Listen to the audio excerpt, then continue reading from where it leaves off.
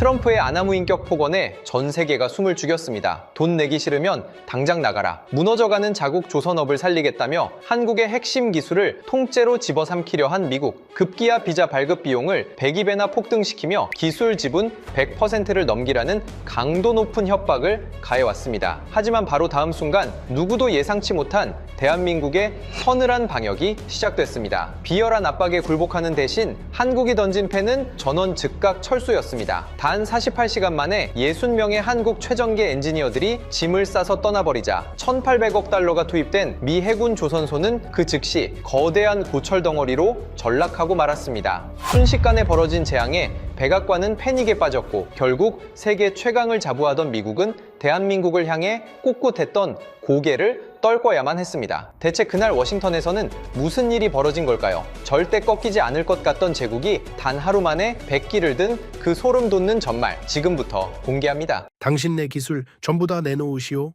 한 톨도 빠짐없이. 프레스턴 장관이 파이프 담배 연기를 길게 내뿜으며 내뱉은 그 한마디에 회의실 안공기가 통째로 얼어붙었습니다. 저는 네이선 콜드웰입니다. 미합 중국 상무부 수석 고문으로 27년을 보낸 사람이죠. 그리고 그날 아침 워싱턴 상무부 본관 8층 회의실에서 저는 제 커리어의 정점을 찍을 예정이었습니다. 테이블 위에는 제가 직접 설계한 계약서가 놓여 있었습니다. 코드명 마스 프로젝트. 이름만 거창한 게 아니었습니다. 1,500억 달러. 미합 중국이 한국의 하나오션에 던지는 미끼의 크기였습니다. 물론 미끼라는 말은 겉으로 꺼낸 적 없습니다. 공식적으로는 한미 조선 동맹의 새 지평을 여는 역사적 파트너십이라고 포장했죠. 하지만 속을 들여다보면 이건 파트너십이 아니라 약탈 계획서였습니다. 핵심 기술 100% 이전, 5년 내 현지 생산율 70% 달성, 거기에 72페이지 깊숙이 제가 직접 심어놓은 독소 조항까지. 한 번 넘긴 기술의 지적 재산권은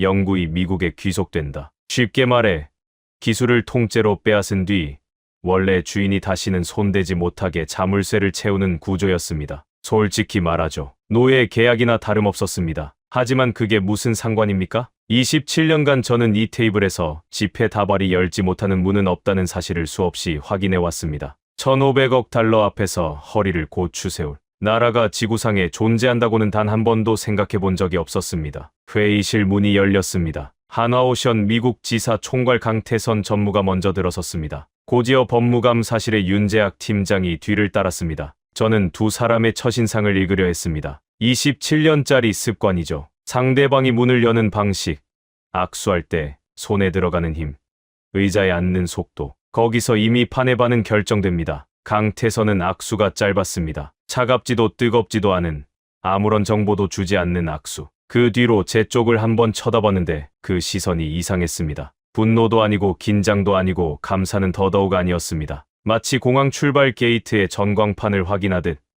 필요한 정보만 묻고 시선을 거두는 그런 눈빛이었습니다. 27년 동안 수백 명의 협상가를 상대해봤지만 저렇게 아무것도 익히지 않는 눈은 처음이었습니다. 윤재학 팀장은 더 기묘했습니다. 굵은 검정 뿔테 안경 너머로 계약서를 펼치자마자 그의 눈동자가 페이지를 찍어내듯 움직이기 시작했습니다. 128페이지짜리 두께의 서류를 넘기는 속도가 비정상적이었습니다. 읽는 게 아니라 스캔하는 것 같았습니다. 마치 그 안에 뭐가 있는지 이미 다 알고 있다는 듯이. 그의 손가락이 멈춘 곳이 있었습니다. 72페이지, 정확히 2초. 찰나의 정지였습니다. 제 심장이 한 박자 건너뛰었습니다. 72페이지. 바로 거기에 제가 밤을 새워가며 묻어놓은 지적재산권 영구 귀속 조항이 숨어 있었으니까요. 발각됐다. 하지만 저는 태연한 척 커프스링크를 매만졌습니다. 들켰으면 어떻습니까? 항의하면 우리가 한 발 물러서는 신용을 하면 됩니다. 어차피 1,500억 달러라는 중력 앞에서 저들이 궤도를 이탈할 수는 없으니까요.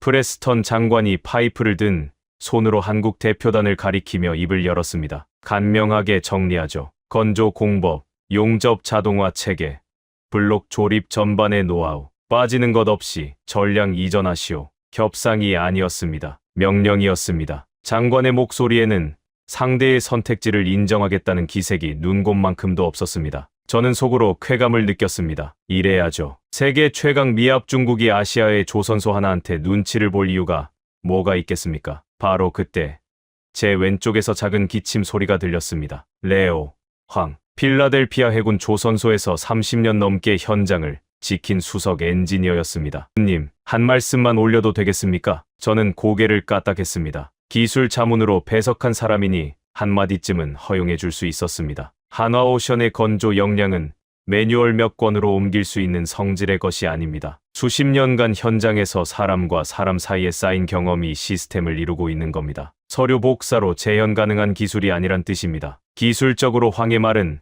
한 글자도 틀리지 않았습니다. 하지만 이 자리에서 필요한 건 기술적 정확도가 아니라 정치적 돌파력이었습니다. 저는 테이블 밑에서 황의 발등을 밟았습니다. 그는 미간을 찌푸리며 입을 다물었고 눈빛은 분명히 저에게 경고를 보내고 있었습니다. 저는 무시했습니다. 현장 기술자의 걱정 따위에 발목 잡힐 단계가 아니었으니까요. 이 경고를 제가 온몸으로 후회하게 되기까지 앞으로 정확히 열흘이 남아 있었습니다. 물론 그때의 저는 알 리가 없었죠. 프레스턴 장관이 제 떠리에 파이프를 툭 내려놓으며 한국 측을 향해 말했습니다. 강 전무, 한화오션의 공식 입장이 뭡니까? 솔직히 말해서 전 세계를 뒤져봐도 한국 조선업에 이 규모의 자금을 베팅할 배포를 가진 나라는 미합 중국밖에 없습니다. 거절했을 때 어떤 대가가 돌아올지 감당할 수 있겠느냐. 장관의 말 속에는 그런 으름장이 또렷하게 깔려 있었습니다. 저는 강태선이 입을 여는 순간만 기다렸습니다. 감사를 표현하든 조건을 깎아달라고 하든 시간이 필요하다고 하든 어떤 말이라도 꺼내는 순간 이 판은 우리 손 안으로 넘어오게 되어 있었습니다. 강태선 전무가 양복 안주머니에 손을 넣었습니다. 저는 반사적으로 그의 손을 주시했습니다. 태블릿이 나올 줄 알았습니다. 아니면 수정 제안서라도. 하지만 그가 꺼내든 것은 모서리가 닳고 고무밴드가 늘어난 몇 년은 묵혀 쓴 게 분명한 작은 메모장이었습니다. 그는 메모장을 펼치더니 앞으로 뭔가를 적었습니다. 제 음절이었습니다. 종이를 뜯어 제 앞으로 밀었습니다. 검토 중 1,500억 달러에 대한 대한민국의 공식 답변. 낡은 메모장에서 찢어낸 종이 조각 하나. 그 위에 샤프 심으로 휘갈겨 쓴 새 음절이 전부였습니다. 저는 그 종이를 집어들었습니다. 손끝에서 미세한 떨림이 느껴졌습니다. 분노가 아니었습니다. 27년간 한 번도 경험해보지 못한 낯선 감각이었습니다. 이해가 안 됐습니다. 1,500억 달러를 테이블에 올려놓았는데 돌아온 것이 종이 조각 세 글자라니. 프레스턴 장관의 얼굴이 순식간에 불그락푸르락 변했습니다. 주먹이 테이블을 내리쳤습니다. 강 전무, 지금 미합 중국 상무부를 조롱하는 겁니까? 1,500억 달러 제안에 고작 세 글자? 장관이 포효했지만 강태선의 얼굴에는 아무런 파문도 일지 않았습니다. 눈도 깜빡이지 않았습니다. 폭풍 한가운데 박혀있는 바위처럼 주변의 소란이 자기와는 아무 상관없다는 듯 고요했습니다. 수백 건의 협상을 거쳐왔지만 저토록 숨막히는 침묵은 난생 처음이었습니다. 강태선이 자리에서 일어났습니다. 테이블 위 서류에는 손끝 하나 대지 않았습니다. 메모장을 다시 안주머니에 넣고 양복 단추를 채웠습니다. 윤재학 팀장도 동시에 몸을 일으켰는데 마치 사전에 약속이라도 한 듯 두 사람의 동작이 거울처럼 일치했습니다. 저는 다급하게 입을 열었습니다. 강 전무님, 잠깐만요. 검토 기간이 얼마나 필요합니까? 조건 수정의 여지가 있다면 논의할 수 있습니다. 강태선은 출입문을 향해 걸어가다 아주 짧게 고개를 돌렸습니다. 우리의 시선이 마주쳤습니다. 제가 그의 눈에서 읽어낸 것은 분노도 아니고 경멸도 아니었습니다. 그것보다 훨씬 더 서늘한 것, 무관심이었습니다. 이 자리에 1초라도 더 머무르는 건 시간 낭비라고 선언하는 듯한 뼛속까지 파고드는 무관심. 회의실 문이 닫혔습니다. 두 사람의 구둣발 소리가 복도 저편으로 점점 멀어져 갔습니다. 프레스턴 장관이 의자에 몸을 내던지듯 주저앉았습니다. 셋에 파이프에 불을 붙이려는 손이 떨려서 라이터 불꽃이 흔들리고 있었습니다. 저는 다시 한번 테이블 위를 내려다봤습니다. 샤프심 잉크가 채 마르지도 않은 종이 조각, 제 음절. 한국이 이 자리에 남긴 것은 오직 그것뿐이었습니다. 레오 황이 조용히 자리에서 일어나 제 등 뒤를 지나가며 한마디를 남겼습니다. 제가 뭐라고 했습니까? 저 사람들은 집회 앞에서 허리가 꺾이는 부류가 아닙니다. 고문님, 부디 한 번만 생각해 보십시오. 방금 당신이 건드린 게 대체 무엇인지. 저는 황의 뒷모습을 보며 콧바람을 불었습니다. 현장에서 기름때나 묻히던 기술자가 뭘 알겠습니까? 1,500억 달러 앞에서 뒤통수를 치는 나라는 없습니다. 한국이라고 다를 게 뭐가 있겠습니까? 검토 중이라는 세 글자는 시간을 벌기 위한 뻔한 립서비스라고 저는 단정했습니다. 하지만 그날 밤 숙소로 돌아가는 차 안에서 강태선의 눈빛이 머리를 떠나지 않았습니다. 그건 협상가의 눈이 아니었습니다. 다음 수를 전부 읽어놓고 판 전체를 이미 짜둔 사람의 눈이었습니다. 불안이라 부르기엔 너무 희미하고 직감이라 부르기엔 너무 선명한 예감이 가슴 어딘가에서 고개를 들었습니다. 건드리지 말았어야 할 무언가를 건드렸다는 느낌. 하지만 저는 그 감정을 창밖 포토맥 강 위로 흘려보냈습니다. 우리에겐 1,500억 달러가 있었으니까요. 그 무게면 충분하다고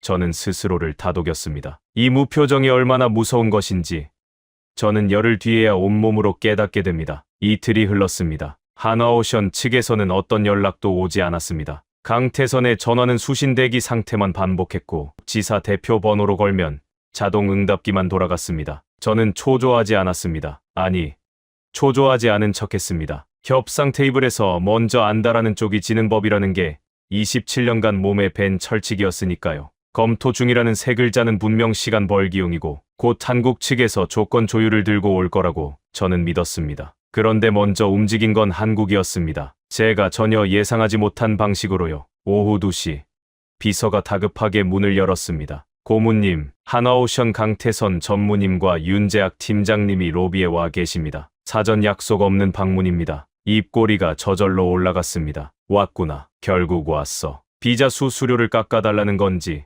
아니면 기술 이전 범위를 좁혀달라는 건지 어쨌든 아쉬운 소리를 하러 온 게 분명했습니다. 저는 의도적으로 5분을 기다리게 했습니다. 상대를 세워두는 것, 서열의 차이를 각인시키는 가장 고전적인 방법이죠. 충분히 뜸을 들인 뒤에야 들여보내라고 했습니다. 저는 소파 쿠션을 정리하고 버번 위스키 2잔을 따랐습니다. 저쪽은 아쉬운 입장이니 위스키 한 잔 건네며 아량을 베푸는 모습을 연출하는 게 심리적 우위를 잡는데 효과적입니다. 계산된 여유, 그게 제 스타일이었습니다. 문이 열렸습니다. 강태선이 먼저 들어왔습니다. 이틀 전 회의실에서 본 그 얼굴과 정확히 동일했습니다. 감정의 그림자조차 없는 얼굴. 뒤따라 들어온 윤재학은 서류 가방 하나를 들고 있었고 굵은 뿔테 안경 너머의 시선은 여전히 메스처럼 날카로웠지만 그 외에 어떤 표정도 읽을 수 없었습니다. 저는 자리에서 일어나 악수를 청했습니다. 어서 오십시오. 위스키 한잔 하시겠습니까? 제가 직접 따른 겁니다. 강태선은 제 손을 가볍게 잡았다 놓고 소파에 앉았습니다. 위스키에는 시선조차 주지 않았습니다. 윤재학도 마찬가지. 두 사람은 앉자마자 저를 똑바로 응시할 뿐 안부도 인사도 일절 없었습니다. 이상했습니다. 이건 도저히 부탁하러 온 사람들의 태도가 아니었습니다. 저는 맞은편에 앉아 다리를 꼬고 여유로운 표정을 유지하며 입을 열었습니다. 직접 찾아와 주셔서 감사합니다. 비자 관련해서 조율할 부분이 있다면 얼마든지 말씀하십시오. 미 상무부는 이성적인 대화에 언제든 열려 있습니다. 먼저 말을 꺼내게 만드는 전략이었습니다. 상대가 원하는 것을 먼저 드러내면 거기서부터 얼마든지 깎아내릴 수 있으니까요. 하지만 먼저 입을 연 건 강태선이 아니었습니다. 윤재학 팀장이 서류 가방 지퍼를 열며 말했습니다. 콜드웰 고문님, 저희는 오늘 조율을 하러 온 것이 아닙니다. 그의 목소리가 사무실 공기를 칼날처럼 갈랐습니다. 낮고 단호하며 감정이 한 방울도 섞여 있지 않은 음성이었습니다. 조율이 아니라면 뭡니까?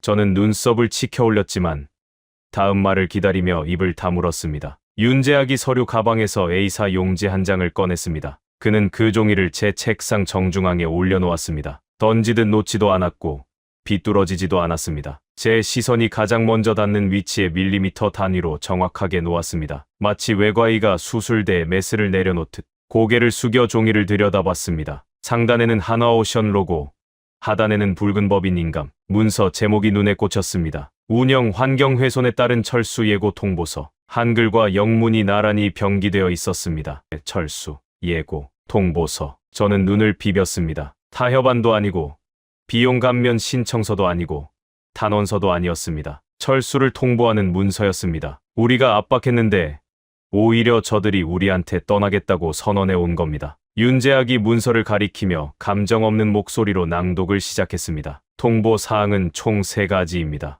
첫째, 부당하게 인상된 특별기술 비자 수수료를 즉각 원상 복구할 것. 둘째, 마스 프로젝트에 포함된 당사의 자주적 기술 권리를 침해하는 조항을 전면 폐기할 것. 셋째, 미 상무부는 위 사항에 대해 공식 서면 답변을 제출할 것. 3가지 요구. 저는 속으로 냉소를 터뜨렸습니다. 한국의 민간 기업 따위가 미합 중국 정부에 요구를 한다고? 잠깐요. 윤 팀장님. 저는 손을 들어 그의 말을 끊고 자세를 바로잡았습니다. 지금 미합 중국 상무부를 상대로 요구 사항을 읽어주시는 겁니까? 직설적으로 말하죠. 상황 파악이 안 되시는 모양인데 일부러 조롱을 섞었습니다. 상대의 체면을 깎아내리는 것이 기세를 꺾는 가장 빠른 방법이니까요. 윤재학의 표정에는 티끌만큼의 변화도 없었습니다. 제 말이 마치 허공에 흩어지는 먼지처럼 그에게 아무런 영향도 미치지 못했습니다. 요구가 아닙니다. 고문님, 계약서에 명시된 절차입니다. 바로 그 순간 강태선이 처음으로 움직였습니다. 왼쪽 손목의 시계를 한번 내려다보더니 낮은 목소리로 말했습니다. 우리는 유감 같은 감정적 표현은 쓰지 않습니다. 비자 수수료 정상화, 자주적 기술 권리 보장, 남은 시간은 더도 말고 덜도 말고 정확히 48시간입니다. 손목 시계를 확인하며 시한을 선언하는 그 행동에는 어떤 감정도 실려 있지 않았습니다. 분노도, 아쉬움도, 원한도 없었습니다. 공정기한을 읽어내리는 엔지니어처럼 기계적이고 정확했습니다. 그 기계적인 정확함에 등골이 서늘해졌습니다. 저는 콧바람을 불었습니다. 아니, 불려고 했습니다. 그런데 생각만큼 자연스럽게 목소리가 나오지 않았습니다. 강 전무님, 48시간이라니 농담입니까? 당신들이 무슨 자격으로 미합 중국 정부의 시한을 정합니까? 강태선이 제 눈을 정면으로 쳐다봤습니다. 호랑이 같은 눈빛이라고 누군가 표현했던 적이 있는데 이제야 그 의미를 알겠습니다. 위협하는 눈이 아니었습니다. 이미 모든 결정을 내렸기에 더 이상 논쟁할 여지가 없다는 완전한 확신이 담긴 눈이었습니다. 협박이 아닙니다. 고문님, 계약서 제4조 2항에 의거한 정당한 절차 집행입니다. 제4조 2항. 그 순간 심장이 바닥으로 꺼지는 감각을 느꼈습니다. 저는 황급히 통보서 하단의 근거 조항란을 훑었습니다. 빽빽한 작은 글씨 사이에 선명하게 적혀 있었습니다. 마스 프로젝트 기초계약서 제4조 2항. 상대방의 일방적 행정 조치로 운영 환경이 훼손될 경우 핵심 인력의 자동 철수 절차를 개시할 권리를 갖는다. 이 경우 철수는 합법적 방어권 행사로 간주하며 위약금 또는 손해배상을 가할 수 없다. 그리고 그 아래 미국 측 최종 서명일란에 적혀 있던 이름 네이선 콜드웰 제 서명이었습니다. 제 손으로 한국의 합법적 철수의 법적 근거를 만들어 준 셈이었습니다. 제 칼이 제 목을 겨누고 있는 꼴이었습니다. 윤재학이 서류 가방을 닫고 일어섰습니다. 최종 시한은 이틀 뒤 오후 2시입니다. 그때까지 서면 답변이 없을 경우 당사는 계약 조항에 따라 자동으로 절차를 개시합니다. 이후 추가적인 구두 협상은 일절받지 않겠습니다. 일절받지 않겠다. 그 말이 모처럼 가슴에 박혔습니다. 협상의 여지를 완전히 잘라내겠다는 선언이었습니다. 급하게 입을 열려 했지만 강태선과 윤재학은 이미 출입문을 향하고 있었습니다. 뒤돌아보지 않았습니다. 단 한 번도. 문이 닫혔습니다. 사무실에는 법원향과 죽음 같은 정적만 남았습니다. 아량을 베풀겠다고 따라놓은 위스키 2잔은 소파 테이블 위에서 한 모금도 줄지 않은 채 그대로 있었습니다. 48시간. 남은 시간은 더도 말고 덜도 말고 정확히 48시간. 저는 카르티에 커프 스링크를 풀어 책상 위에 내려놓았습니다. 27년 만에 처음으로 지폐 다발이 열지 못하는 문도 있을지 모른다는 생각이 머리를 스쳤습니다. 하지만 인정할 수는 없었습니다. 아직은. 강태선이 떠난 뒤 제가 가장 먼저 한 일은 대출 프로그램이라는 이름의 당근을 설계한 것이었습니다. 비자 수수료 10만 달러를 3년 분할 상환으로 대출해 주겠다는 내용이었죠. 이자율은 상징적인 연 1%. 겉으로는 그럴듯했습니다. 하지만 본질은 아무것도 바뀌지 않았습니다. 강도가 빼앗은 돈을 할부로 돌려주겠다는 것과 뭐가 다릅니까? 저도 알고 있었습니다. 하지만 프레스턴 장관의 판단, 그러니까 체면만 세워주면 아시아인들은 알아서 기어들어온다는 그 경멸적인 확신을 저는 아직 믿고 있었습니다. 그 당근조차 거부당할 줄은 정말 몰랐습니다. 이틀 전으로 돌아가겠습니다. 태선이 세음절을 남기고 떠난 바로 다음 날 프레스턴 장관이 저를 호출했습니다. 장관실에 들어서자마자 파이프 연기가 코를 찔렀습니다. 평소보다 더 자욱했습니다. 프레스턴은 마호가니 책상 뒤 서류 더미에 고개를 파묻고 있었고 제가 들어와도 눈을 들지 않았습니다. 한참을 세워뒀습니다. 상대를 기다리게 해서 위계를 각인시키는 것. 그게 이 사람의 방식이었습니다. 콜드웰, 그 한국 놈들 아직도 감감무소식이라며? 서류에서 눈을 떼지 않은 채 물었습니다. 예, 검토 중이라는 답변만 남긴 채 모든 실무 접촉을 의도적으로 피하고 있습니다. 그제야 장관이 고개를 들었습니다. 눈빛이 차가웠습니다. 이틀이나 줬는데 아직도 검토 중이야? 내가 너무 자비로웠던 모양이군. 장관은 서랍에서 서류 한 장을 꺼내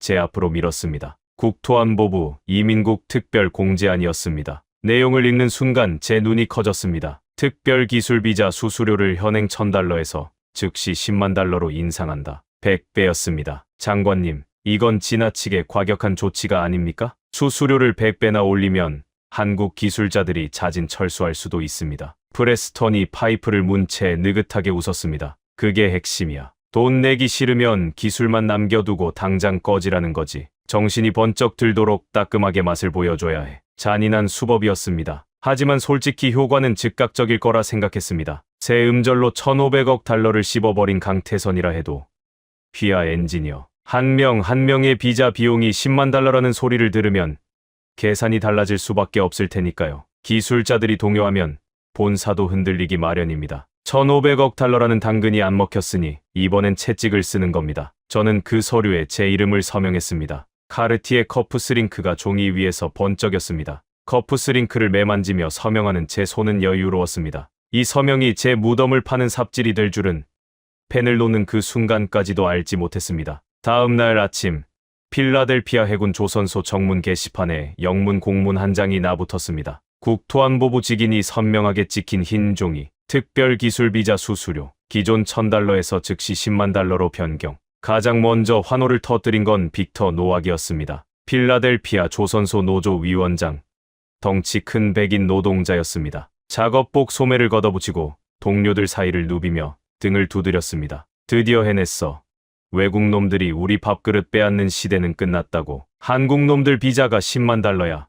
10만. 이 도크는 다시 미국인 손으로 돌아온다. 노악의 환호에 몇몇 미국인 노동자들이 박수를 쳤습니다. 저는 그 광경을 바라보며 저도 모르게 입꼬리가 올라갔습니다. 현장 여론까지 우리 편인 완벽한 시나리오였습니다. 비자 폭탄에 질겁한 한국인들이 울면서 상무부로 달려와 사정하는 장면이 눈앞에 선명하게 그려졌습니다. 그런데 한국인들은 울지 않았습니다. 항해 피켓을 들지도 상무부에 탄원서를 보내지도 않았습니다. 그날 저녁, 현장 보안 책임자에게서 다급한 전화가 걸려왔습니다. 고문님, 한국 엔지니어들이 짐을 싸고 있습니다. 짐을 싼다고? 처음에는 의미를 제대로 파악하지 못했습니다. 비자 수수료에 분노해서 짐짝 들고 상무부 앞으로 시위하러 오는 거라고 생각했습니다. 그게 상식적인 반응이니까요. 부당한 처사에 항의하는 건 당연합니다. 시위가 벌어지면 언론이 들러붙을 테고 그때 우리가 한 발 물러서는 신용을 하면서 관대한 모습을 보여주겠다는 시나리오까지 머릿속에 그려놓고 있었습니다. 하지만 보안 책임자의 다음 한마디가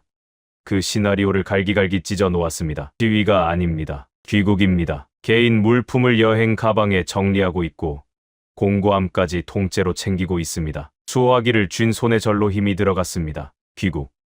항의조차 없이 저는 즉시 차를 몰아 숙소 단지로 향했습니다. 제 눈으로 직접 확인해야 했습니다. 도착했을 때 한국 엔지니어들은 조용히 움직이고 있었습니다. 소리 지르는 사람도 눈물 흘리는 사람도 없었습니다. 옷을 개고 가방 지퍼를 닫고 방 열쇠를 반납하는 동작이 미리 입력된 프로그램을 수행하듯 질서정연했습니다. 분노조차 보이지 않는 그 질서정연함. 그게 저를 생전 처음 느끼는 불안 속으로 밀어 넣었습니다. 사람은 억울하면 소리를 지릅니다. 그게 본능입니다. 그런데 이 사람들은 감정까지 포맷된 것처럼 고요했습니다. 바로 그때 레오 황이 작업복에 기름때를 잔뜩 묻힌 채 헐레벌떡 달려왔습니다. 고문님, 대체 무슨 짓을 하신 겁니까? 저 사람들이 빠지면 도크는 내일 당장 서요. 9번 블록 선체 용접은 한국팀 아니면 맞출 수 없는 정밀도입니다. 미국 기술자들 손으로는 절대 안 됩니다. 황의 목소리가 갈라져 있었습니다. 현장 30년 넘은 노장이 이렇게 매달리는 건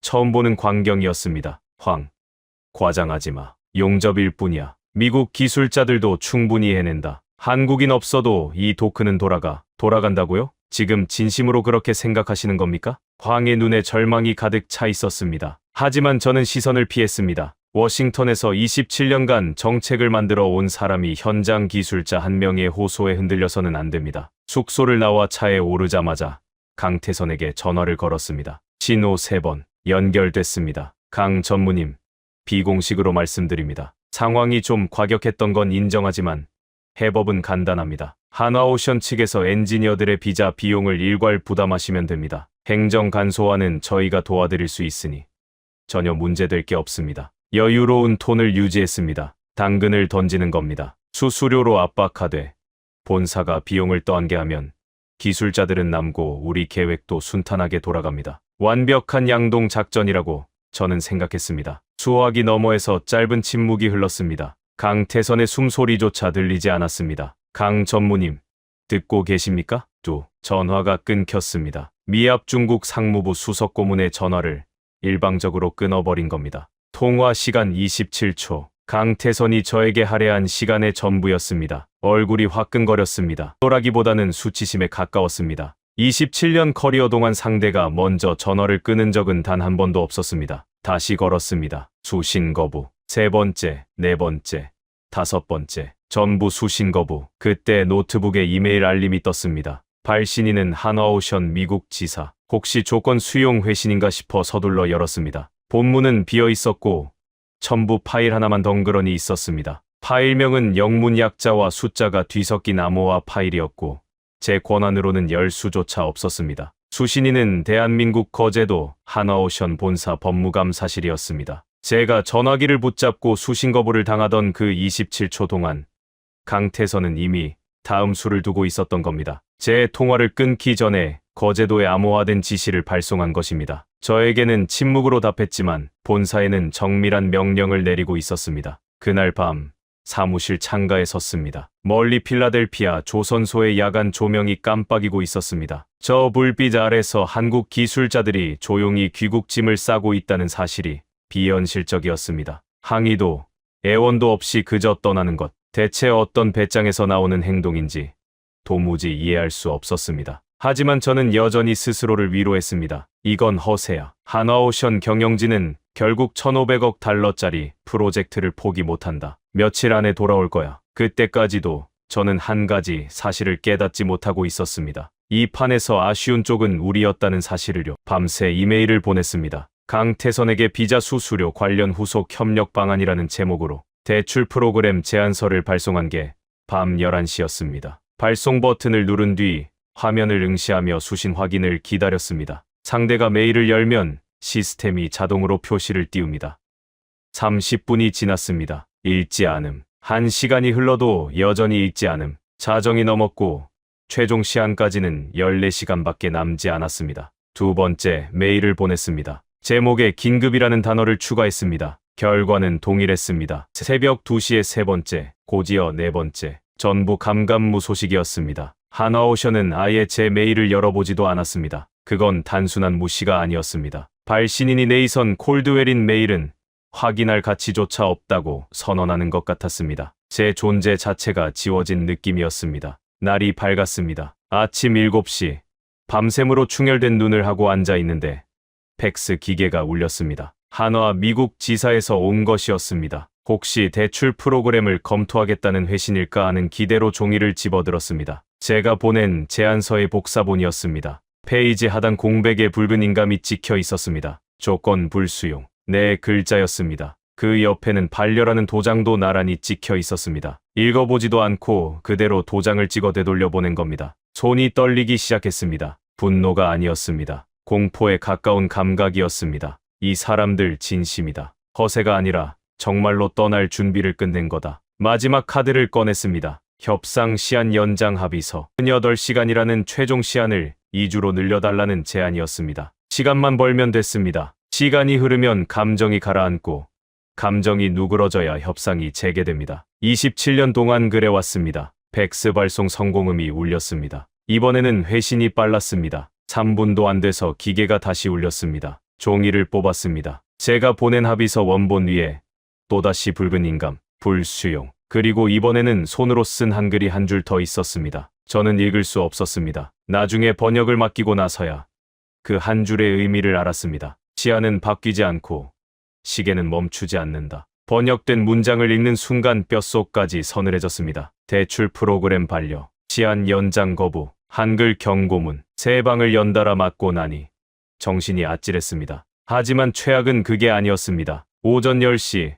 최종 시한까지 4시간을 남겨두고 설상가상의 소식이 날아들었습니다. 프레스턴 장관이 마스 프로젝트의 성과를 과시하기 위해 외신 기자단을 필라델피아 조선소 현장 시찰에 초청한 겁니다. CNN, 블룸버그, 로이터, 미국 조선업 부흥을 선전하는 미디어 쇼를 기획한 거였습니다. 그의 정치적 야심이 낳은 결정이었죠. 기자단이 현장에 도착했다는 보고를 받은 바로 그 순간 전화가 울렸습니다. 필라델피아 현장 책임자였습니다. 고문님, 3번 용접 라인이 멈췄습니다. 심장이 바닥으로 곤두박질 쳤습니다. 뭐라고? 한국 기술자들이 출근하지 않았습니다. 3번 라인 담당 12명 팀 전원이 오늘 아침 숙소에서 출발하지 않았고 연락도 안 됩니다. 5번 라인도 마찬가지입니다. 2개 라인이 동시에 멈추다니. 최종 시한까지 4시간이나 남았는데 한국 기술자들은 이미 현장에서 빠져나가기 시작한 겁니다. 시한이 끝나길 기다릴 거라는 제 계산은 처음부터 틀려 있었습니다. 저들은 마감 시각 따위에 관심이 없었습니다. 이미 결정은 끝나 있었고 통보서는 그저 형식이었을 뿐입니다. 하지만 진짜 재앙은 따로 있었습니다. 외신 기자단이 바로 그 멈춰선 현장을 카메라에 담고 있었습니다. 미국 조선업의 부흥을 선전하려고 초청한 기자들이 미국 조선소의 마비 현장을 실시간으로 촬영하고 있었던 겁니다. 프레스턴의 미디어 쇼는 제 발등을 찍는 도끼가 되었습니다. 빅터 노악에게서 전화가 왔습니다. 며칠 전에 환호는 온데간데 없고 목소리가 완전히 다른 사람이었습니다. 콜드웰, 3번 라인 용접기가 서버렸는데 우리 기술자들 중 아무도 이걸 다시 켤 수가 없어. 한국 팀이 관리하던 자동화 시스템에 암호가 걸려서 접근 자체가 안 된다고. 기자들이 우리한테 카메라를 들이밀고 있는데 지금 우리가 얼마나 한심해 보이는지 알기나 하냐? 레오 황의 전화도 곧바로 따라왔습니다. 분노를 넘어서 절규에 가까웠습니다. 내가 뭐라고 했습니까? 한국 팀 빠지면 도크 멈춘다고 했잖습니까?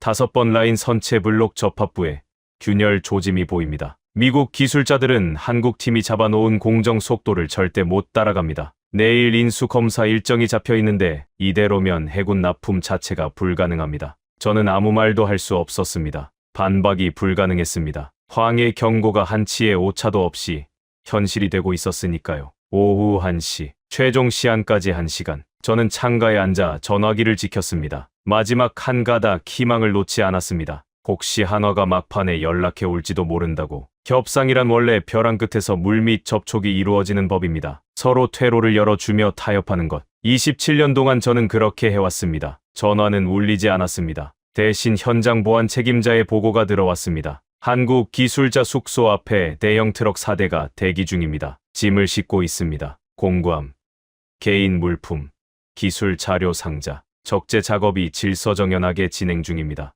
트럭 행선지는 확인했나? 필라델피아 국제공항입니다. 공항. 그 2글자가 망치처럼 머리를 내리쳤습니다. 최종 시한까지 1시간이나 남았는데 저들은 이미 공항으로 향하고 있었습니다. 제 답변을 기다리고 있지도 않았다는 뜻이었습니다. 저는 황급히 전화를 들었습니다. 강태선 번호, 수신 거부. 윤재학 번호, 수신 거부. 한화오션 미국 지사 대표 번호로 걸자 기계음이 흘러나왔습니다. 지금 거신 번호는 없는 번호입니다. 미국 지사 통신 자체가 끊겨 있었습니다. 저들은 제 손으로 미합 중국과의 마지막 연결고리마저 잘라버린 겁니다. 사무실 벽시계가 오후 1시 58분을 가리키고 있었습니다. 최종 시한까지 2분. 하지만 그 2분은 이미 아무런 의미가 없었습니다. 시계가 멈추기 전에 모든 것은 이미 끝나 있었습니다. 오후 2시 정각, 사무실 직통 전화가 울렸습니다. 벨소리가 아니라 비명처럼 들렸습니다. 고문님, 한화오션 윤재학 팀장이 화상회의 연결을 요청했습니다. 즉시 응답해달라고 합니다. 심장이 미친 듯이 뛰기 시작했습니다. 마지막 순간에 연락을 해온 겁니다.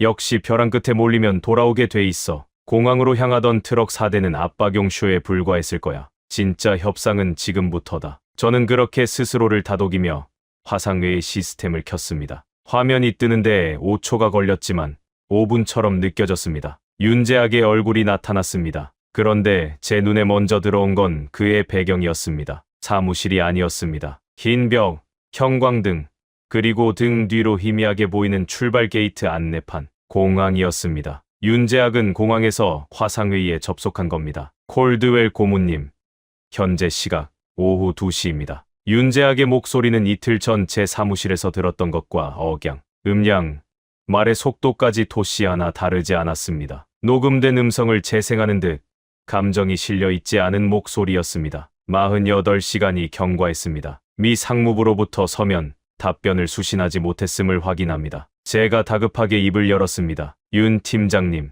잠깐만요. 어제 이메일로 비자 수수료, 대출 프로그램을 보냈습니다. 당신들의 부담을 실질적으로 줄여주려는 상무부의 공식 의지가 담긴 제안서입니다. 그게 사실상 서면 답변 아닙니까? 윤재학이 안경 너머로 저를 2초간 쳐다보더니 입을 열었습니다. 통보서의 요구는 3가지였습니다. 첫째, 비자 수수료 즉각 원상 복구. 둘째, 기술 권리 침해 조항 전면 폐기. 셋째, 위 사항에 대한 공식 대출할서는 3가지 중 어디에도 해당하지 않습니다. 논리가 칼날 같았습니다. 제가 보낸 건 10만 달러를 유지한 채 지불 방식만 바꾸자는 것이고, 한국이 요구한 건 수수료 자체를 1000달러로 되돌리라는 것이었습니다. 본질이 다르다는 걸 저도 알았지만 인정할 수는 없었습니다. 그건 해석의 차이 아닙니까? 실질적 부담 경감이라는 측면에서 서면 답변으로 볼 수 있습니다. 해석이 아니라 숫자의 문제입니다. 현재 수수료 10만 달러, 요구 사항 1000달러, 99,000달러의 차이는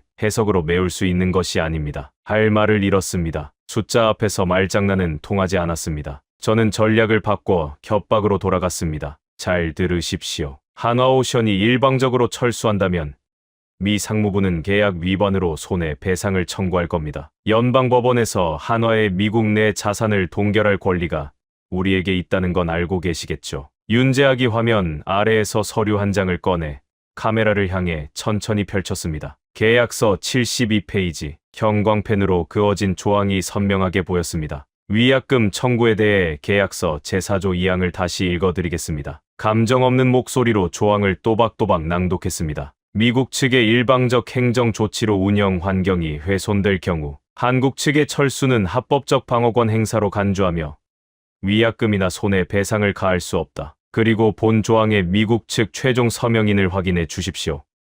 서명란을 카메라에 들이댔습니다. 볼 필요도 없었습니다. 이미 알고 있었으니까요. 네이선 콜드웰, 제 이름이었습니다. 주먹이 떨렸습니다. 하지만 포기할 수 없었습니다. 마지막 수가 남아 있었습니다. 그래도 당신들 임원은 아직 미국 영토 안에 있습니다. 국토안보부 명의로 출국 금지 명령을 내려서 엔지니어들이 떠나지 못하게 막을 수 있습니다. 필요하다면 그렇게 할 겁니다. 말을 내뱉고 나서 제 스스로도 그 생각이 얼마나 치졸한지 느꼈습니다. 하지만 궁지에 몰린 사람은 수단을 가리지 않는 법입니다. 화면에 강태선의 얼굴이 나타났습니다. 윤재학 옆에 서 있었고 배경에서는 공항 게이트 안내 방송이 희미하게 들려왔습니다. 고문님, 지금 자유민주주의 국가의 공직자로서 외국인 노동자를 강제로 억류하겠다고 말씀하시는 겁니까? 그리고 한마디를 덧붙였습니다. 당신의 이 발언이 지금 녹화되고 있다는 사실은 인지하고 계십니까? 등골이 순식간에 얼어붙었습니다. 화면 상단, 붉은 점 하나가 깜빡이고 있었습니다. 처음부터 녹화 중이었던 겁니다. 위약금 협박, 자산 동결 언급, 강제 억류 발언, 전부 기록되고 있었습니다. 이 영상이 유출되기라도 하면 동맹국 기술자를 감금하려 한 나라라는 낙인이 미합 중국에 찍히는 겁니다. 윤재학이 최종 통보를 했습니다. 운영 환경 훼손 조항에 의거 당사는 지금 이 시간부로 모든 기술 지원과 인력 주둔을 무기한 중단합니다. 감사합니다. 화면이 꺼졌습니다. 검은 모니터 위로 제 얼굴이 비쳤습니다. 기가 빠져나간 반백의 관료가 입을 반쯤 벌린 채 화면을 응시하고 있었습니다. 30초도 되지 않아 레오 황에게서 전화가 왔습니다. 고문님, 메인 시스템 접근 권한이 잠겼습니다. 한화오션 서버에 연결된 프로그램 전부, 건조 공정 관리, 자재 물류, 품질 검사 데이터베이스가 통째로 마비됐습니다. 비밀번호가 바뀐 게 아니라 시스템 자체가 셧다운됐습니다. 로그인 화면에는 자동 암호화 처리 완료라는 문구만 뜨고 아무것도 할 수가 없습니다. 사람이 떠나고 시스템이 잠기고 데이터가 증발했습니다. 48시간 전 제 책상 위에 놓였던 애인의 통보서에 예고된 모든 것이 한치의 오차도 없이 실행된 겁니다. 저는 의자에 몸을 내던지듯 주저앉아 천장을 올려다봤습니다. 형광등 불빛이 눈을 찔렀지만 감지 않았습니다. 책상 위에 카르티에 커프스링크가 시야에 들어왔습니다. 27년을 함께한 장신구, 이걸 차고 한국의 기술을 약탈하는 계약서에 서명했고 비자 수수료를 100배 올리는 명령서에 서명했으며 백악관에 올리는 거짓 보고서를 썼습니다. 하지만 이 금속 조각은 배 한 척을 1cm도 움직이지 못했고 불꽃 하나 피우지 못했으며 크레인 하나 돌릴 수 없었습니다. 벽시계가 오후 2시 12분을 가리키고 있었습니다. 1,500억 달러짜리 프로젝트가 사망 선고를 받기까지 걸린 시간 12분이었습니다. 나흘이 지났습니다. 필라델피아 해군 조선소는 죽어가고 있었습니다. 저는 직접 현장을 찾았습니다. 워싱턴 사무실에서 보고서만으로는 더 이상 상황을 파악할 수 없었습니다. 숫자로는 전달되지 않는 것들이 있습니다. 냄새,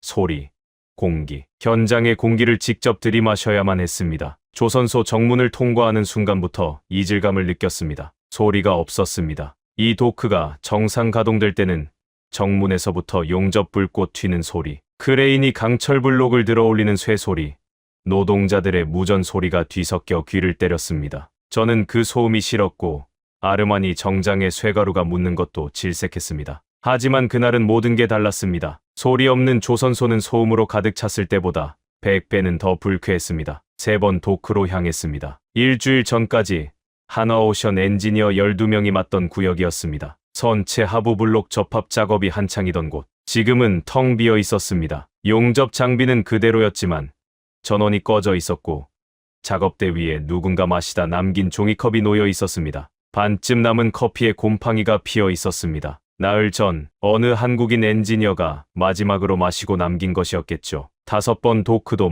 마찬가지였습니다. 한화팀이 설치한 자동 용접 시스템은 화면에 시스템 잠김이라는 글자만 띄운 채 멈춰 서 있었습니다. 미국 기술자 3명이 모니터 앞에서 매뉴얼을 뒤적이고 있었지만 한눈에 봐도 기본 구조조차 이해하지 못하고 있다는 게 보였습니다. 그때 도크 입구 쪽에서 소란이 일었습니다. 고함 소리였습니다. 고개를 돌려보니 정문 쪽에서 한 무리의 사람들이 몰려오고 있었습니다. 작업복 차림의 수십 명이 무언가를 둘러싸고 있었습니다. 가까이 다가가서야 상황을 파악할 수 있었습니다. 무리의 중심에 벤 2대가 서 있었고 안에 타고 있던 사람들은 하나오션 엔지니어들이었습니다. 숙소의 마지막까지 남아있던 8명, 공고함과 개인 짐을 싣고 공항으로 출발하려는 참이었습니다. 빅터 노악이 벤 앞을 가로막고 서 있었습니다. 작업복 소매를 걷어올린 굵은 팔뚝이 차 본니 뒤에 걸쳐져 있었습니다. 일주일 전 한국인들의 비자 인상에 환호하며 동료들의 등을 두드리던 바로 그 팔뚝이었습니다. 지금 그 팔뚝은 한국인들의 차를 막아서고 있었습니다. 부탁입니다. 제발 가지 마시오. 당신들이 떠나면 우리는 전부 끝장입니다. 노악의 목소리가 쉬어 있었고 며칠 전에 조롱은 온데간데 없었습니다. 수십 명의 노조원들이 노악 옆에서 차 문을 붙잡고 매달리고 있었는데 그중 한 명은 눈시울이 벌겋게 달아 있었습니다. 벤 운전석 창문이 내려갔습니다. 40대쯤 되어 보이는 한국인 엔지니어가 고개를 내밀었습니다. 안전모는 벗었지만 작업복에는 기름때가 묻어 있어서 때까지도 현장에서 일했다는 걸 알 수 있었습니다. 그 엔지니어가 노악을 바라보던 눈빛을 저는 아직도 기억합니다. 분노도, 원망도, 조롱도 아니었습니다. 그저 평온했습니다. 이미 예상했던 일이 그대로 벌어지고 있다는 듯한 눈이었습니다. 짧은 영어로 말했습니다. 노악 씨, 일주일 전에 당신이 무슨 말을 했는지 기억합니까? 외국인들이 당신 밥그릇을 빼앗아 갔다고 했습니다. 창문을 올리기 전 마지막 한마디를 남겼습니다. 이제 당신 밥그릇 잘 지키십시오. 우리 없이. 창문이 올라갔습니다. 노악의 얼굴이 새하얗게 질렸습니다. 노조원들이 여전히 차를 붙잡고 있었지만 경비원들이 다가와 그들을 떼어냈습니다. 벤 2대가 천천히 정문을 빠져나갔습니다. 뒤돌아보는 한국인은 단 한 명도 없었습니다. 42명. 필라델피아에 파견됐던 하나오션 핵심 엔지니어 전원이었습니다. 마지막 8명이 떠남으로써 42명 전원 철수가 완료된 겁니다. 그들은 공구함만 챙겨갔습니다. 기술 매뉴얼도, 공정 데이터도, 시스템 접근 권한도 아무것도 남기지 않았습니다. 노악이 저를 발견한 건 바로 직후였습니다. 벤이 사라진 정문을 멍하니 바라보다가 저를 향해 시선을 돌렸습니다. 절망이 분노로 바뀌는 게 보였습니다. 거구의 사내가 성큼 다가왔고 저는 저도 모르게 한 걸음 뒤로 물러섰습니다. 노악이 제 정장 멱살을 잡아챘습니다. 감자삼만 한 주먹이 아르마니 옷깃을 우그러뜨렸습니다. 기름때와 땀 냄새가 코끝을 찔렀습니다. 바로 너야.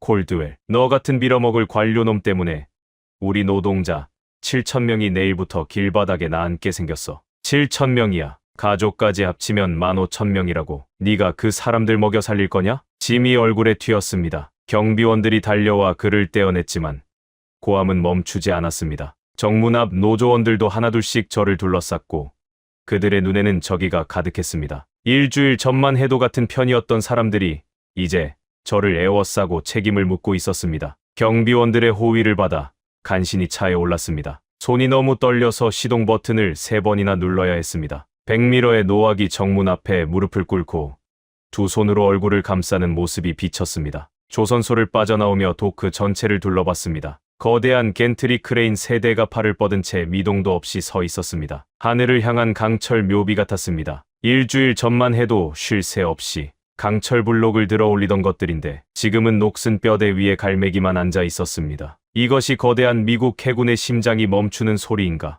그 정지된 크레인의 모습이 뇌리에 깊이 박혔습니다. 워싱턴으로 돌아오는 차 안에서 프레스턴 장관에게서 전화가 왔습니다. 콜드웰, 이 무능한 놈아, CNN에서 도크 멈춘 화면을 방송했어. 내가 부른 기자들이 찍은 거라고. 전 세계가 내 구역 하나 관리 못한다는 걸 알게 됐잖아. 장관의 목소리에는 공포가 섞여 있었습니다. 그리고 저는 그 속사포 같은 욕설 속에서 꼬리 자르기의 냄새를 맡았습니다. 내일 기자회견에서 이건 현장 고문의 소통 미숙으로 발표될 거야. 알아서 수습하고. 내 이름은 절대 거론하지 마. 전화가 끊겼습니다. 비자 인상을 명령한 것도, 약탈적 계약 구조를 설계한 것도 그였지만 책임은 결국 제게 돌아왔습니다. 워싱턴의 법칙이죠. 성공은 윗사람의 것, 실패는 아랫사람의 목. 그날 밤 사무실에 홀로 앉아 백악관 안보회의에 올릴 보고서를 작성했습니다. 사실대로 쓸 수는 없었습니다. 저는 거짓말을 했습니다. 일시적 공정 지연이 발생했으나 미국 측 기술 인력 재배치를 통해 조기 정상화가 가능할 것으로 판단됨. 가동률이 반토막 난 상황을 일시적이라고 썼습니다. 시스템 하나 돌릴 수 없는 상황에서 정상화가 가능하다고 썼습니다. 보고서를 전송하고 의자에 몸을 내던졌습니다. 레오 황의 말이 귓가에 맴돌았습니다. 저 사람들 빠지면 도크는 내일 당장 선다고. 토시 하나 틀리지 않았습니다. 고작 42명이 떠나자 1,500억 달러짜리 거대한 미국 해군의 심장이 멈춰 선 겁니다. 지폐 다발로 살 수 없는 것이 정말로 있었습니다. 27년 만에 처음으로 저는 온몸으로 그 사실을 인정해야 했습니다. 하지만 진실은 이미 다른 곳에서 세상 밖으로 나오고 있었습니다. 일주일 뒤 출근길 차 안에서 라디오를 켰다가 심장이 멎는 줄 알았습니다. CNN 앵커가 속보를 전하고 있었습니다. 디펜스 위클리 수석 기자 클레어 매튜스의 단독 보도였습니다. 기사 제목이 전파를 타고 귓속에 선명하게 박혔습니다. 미국의 치명적 오판, 동맹의 뒤통수를 치려다 세계 1위 조선 동맹을 통째로 잃다. 핸들을 쥔 손에서 힘이 빠져 차가 차선을 벗어날 뻔했습니다. 옆 차가 경적을 울렸지만 들리지 않았습니다. 앵커의 목소리만 비정상적으로 또렷하게 울렸습니다. 매튜스 기자의 보도에 따르면 미 상무부는 하나오션 기술 인력에게 비자 수수료를 100배 인상하는 사실상의 추방 조치를 가했으며 이로 인해 핵심 엔지니어 42명이 전원 철수. 필라델피아 해군 조선소 가동률은 40% 이하로 추락했습니다. 제가 백악관 보고서에 일시적 공정 지연이라 쓰고 조기 정상화가 가능하다고 거짓말한 그 숫자를 매튜스가 진짜 숫자로 세상에 공개해버린 겁니다. 40%. 그 숫자가 전파를 탄 순간 제 거짓 보고서는 휴지 조각이 됐습니다. 기사의 후반부는 더 치명적이었습니다. 매튜스는 필라델피아만 보도한 게 아니었습니다. 지구 반대편, 대한민국 거제도에서 벌어지고 있는 일을 나란히 교차 편집한 겁니다. 거제도 하나오션 옥포조선소의 항공 사진이 기사 한가운데 대문짝만하게 실렸습니다. 수백 대의 크레인이 질서정연하게 움직이고 밤낮 없이 터지는 용접 불꽃이 만 전체를 밝히고 있었습니다. 죽음의 고요에 잠긴 필라델피아와는 차원이 다른 풍경이었습니다. 기사의 마지막 문장이 비수처럼 꽂혔습니다. 미국이 제 손으로 걷어찬 세계 최고의 기술팀은 이미 새로운 고객을 찾은 것으로 보인다. 새로운 고객. 그게 누구인지는 그날 오후 CNN 생방송으로 드러났습니다. 백악관 긴급 안보 회의가 시작되는 바로 그 시각, 제 노트북에 속보 알림이 떴습니다. 캐나다 총리, 대한민국 거제도, 하나오션, 옥포조선소 전격 방문. 생방송을 켰습니다. 화면 속 광경은 믿을 수 없는 것이었습니다. 옥포조선소의 거대한 도크 한가운데 캐나다 총리가 안전모를 쓰고 하나오션 고위 임원들과 나란히 걷고 있었습니다. 크레인이 쉴 새 없이 돌아가고 용접 불꽃이 사방에서 튀는 그곳은 살아있는 강철의 도시였습니다. 카메라가 줌인하자 총리 옆에 강태선이 서 있었습니다. 그리고 강태선 뒤로 저는 익숙한 얼굴들을 봤습니다. 필라델피아에서 공구함만 들고 떠났던 하나오션 엔지니어들이었습니다. 42명 전원, 단 한 명도 빠짐없이 작업복을 입고 도면 테이블에 앉아 귀국하자마자 새 프로젝트 도면에 서명하고 있었습니다. 화면 하단에 자막이 떴습니다. 캐나다 순찰 잠수함 프로젝트. 예산 420억 캐나다 달러. 약 60조 원. 하나오션 단독 수주 공식 승인. 60조 원. 다리에서 힘이 빠져 의자에 주저앉았습니다. 미국은 10만 달러 비자 폭탄으로 한국의 목을 조르려 했지만 캐나다는 60조 원으로 그 밧줄을 끊어버린 겁니다. 계약서에는 특별 조항이 포함돼 있었습니다. 미국을 포함한 타국의 정치적 간섭을 절대적으로 배제할 것. 캐나다가 미리 심어놓은 법적 방벽이었습니다. 미국이 나중에 손을 뻗더라도 손가락 하나 댈 수 없게 만든 겁니다. 캐나다 총리가 마이크를 잡았습니다. 미국이 제 손으로 걷어찬 세계 최고의 대한민국 기술팀을 캐나다가 60조 원을 걸고 독점했습니다. 우리는 동맹의 기술을 약탈하지 않습니다. 우리는 그들을 존중합니다. 존중. 그 한 단어가 따귀처럼 미국의 뺨을 때렸습니다. 우리는 10만 달러짜리 비자 폭탄을 던졌고 캐나다는 60조 원의 신뢰를 줬습니다. 같은 한국을 대하는 두 나라의 방식이 전 세계 시청자 앞에서 나란히 비교되고 있었습니다. 바로 그 순간 이메일 알림이 울렸습니다. 발신인 강태선. 모든 통신을 끊어놓고도 이 메일 하나만은 보내온 겁니다. 본문에는 단 한 줄만 적혀 있었습니다. 캐나다 신규 프로젝트 투입으로 인해 필라델피아 복귀는 절대 불가합니다. 검토 중 새 음절로 시작된 한국의 답변은 복귀 절대 불가 한 줄로 끝났습니다. 처음부터 끝까지 감정 한 톨 섞여 있지 않았습니다. 유감도, 원망도, 비난도 없었습니다. 사실을 통보하고 끝. 그게 전부였습니다. 그로부터 며칠 뒤 마지막 뉴스가 터졌습니다. 미합 중국, 대한민국의 핵추진 잠수함 건조 공식 승인. CNN, 블룸버그, 로이터 전부 보도했습니다. 캐나다의 60조를 빼앗기고 필라델피아가 폐쇄되고 의회와 여론이 들끓는 상황에서 한국과의 관계까지 박살나면 태평양 동맹 구조 전체가 무너질 판이었습니다. 미국은 결국 세계 유일의 핵잠수함 건조 허가를 제 손으로 한국에 내줬습니다. 사과가 아니었습니다. 북이었습니다. 1,500억 달러와 10만 달러 비자 수수료로 한국을 지배하겠다던 나라가 결국 핵잠수함이라는 최고의 선물을 바치며 고개를 숙였습니다. 27년간 제가 믿어온 모든 것이 거짓이었음을 인정해야 하는 순간이었습니다. 그리고 오늘 저는 다시 이 사무실에 앉아 있습니다. 프레스턴 장관이 해임된 건 며칠 전 의회 청문회에서였습니다. 마지막까지 제 등 뒤에 숨으려 했죠. 청문회 마이크 앞에 앉아 태연하게 저를 팔아넘겼습니다. 필라델피아 사태의 직접적 원인은 현장 고문의 소통 미숙이며 비자 수수료 조정은 고문의 월권이었다고. 하지만 꼬리 자르기는 통하지 않았습니다. 대통령이 경로한 건 장관의 비겁함이 아니라 캐나다가 60조 원을 가져갔다는 사실이었으니까요. 청문회가 끝나기도 전에 즉시 면직 명령이 떨어졌습니다. 장관이 쫓겨났으니 그 수하인 제가 남아있을 리 없었습니다. 해고 통지는 인사과에서 온 이메일 한 통이었습니다. 형식적인 위로 문구 아래 차가운 한 줄. 금월 말일부로 직위를 해제함. 27년 커리어가 이메일 한 통으로 마침표를 찍었습니다. 레오 황이 저를 찾아온 건 이틀 전이었습니다. 노크도 없이 문을 열었습니다. 30년 넘게 현장을 지킨 그의 얼굴에는 피로가 가득했지만 눈빛만은 이상하리만치 맑았습니다. 분노가 아니었습니다. 오랫동안 삼켜왔던 말을 드디어 꺼내야만 하는 사람의 눈이었습니다. 황은 제 책상 위에 봉투 하나를 놓았습니다.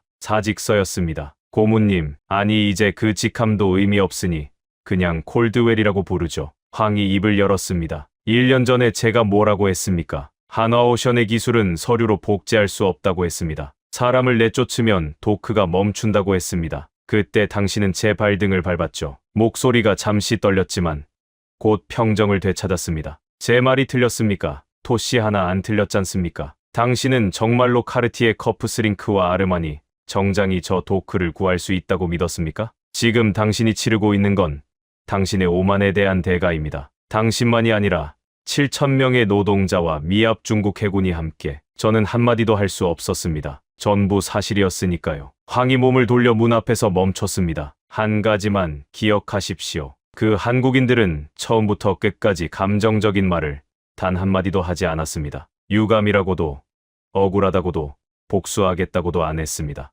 그저 계약대로 했을 뿐입니다. 당신은 끝까지 그게 얼마나 무서운 것인지 이해하지 못했죠. 문이 닫혔습니다. 27년간 유일하게 저에게 진실을 말해준 사람이 마침내 등을 돌렸습니다. 지금 제 앞에는 종이 상자 3개가 놓여 있습니다. 벽에서 떼어낸 대통령 표창, 27년 근속 기념패, 프레스턴 장관과 악수하던 사진, 전부 상자 안에 담겼습니다. 카르티에 커프스링크도 그 위에 올려놓았습니다. 27년의 무게가 담긴 상자는 생각보다 가벼웠습니다. 저는 메모장을 펴고 마지막 한 문장을 적었습니다. 얄팍한 힘으로 모든 것을 통제하려다 신뢰를 잃은 자는 결국 자멸할 뿐이다. 잉크가 마르기를 기다렸습니다. 27년 커리어의 마지막 문장이었습니다. 상자 3개를 들고 사무실을 나섰습니다. 복도에는 아무도 없었습니다. 엘리베이터 버튼을 누르고 문이 열리기 전 뒤를 돌아봤습니다. 명패가 아직 걸려 있었습니다. 네이선 콜드웰,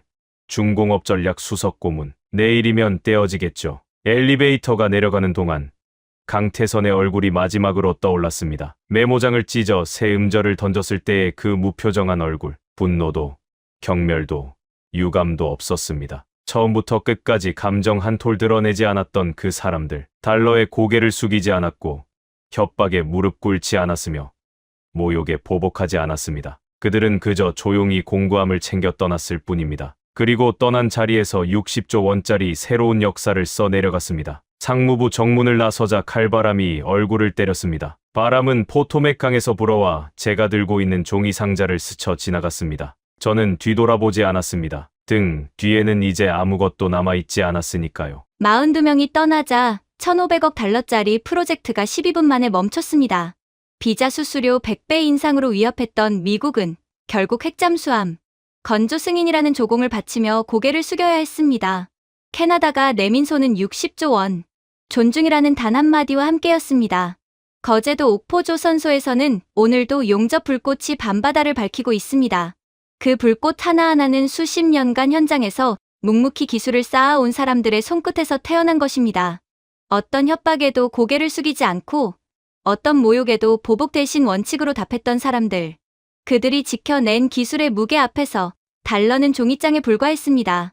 이 이야기가 가슴에 남으셨다면 대한민국 2글자만 댓글로 남겨주십시오. 그리고 이 사연을 주변에 한 분이라도 더 알려주시면 묵묵히 현장을 지키는 기술자들에게 가장 큰 응원이 될 것입니다. 지금까지 미국 상무부 수석고문이 직접 털어놓은 대한민국 42명의 엔지니어가 초강대국의 심장을 멈춰 세운 이야기였습니다. 감사합니다.